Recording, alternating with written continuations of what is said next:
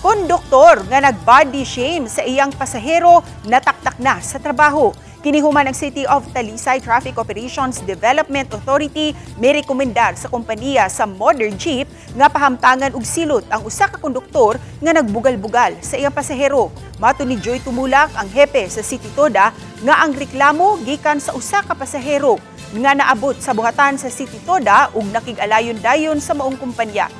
Miangko ng konduktor ug nasayran na lang atol sa investigasyon nga makadaghanan niya kining nahimo sa uban pang mga pasahero. Pahinumdom sa City Toda ngadto sa mga driver ug sa mga konduktor nga respetuhon ug serbisyohan ug tinarong ang ilang mga pasahero.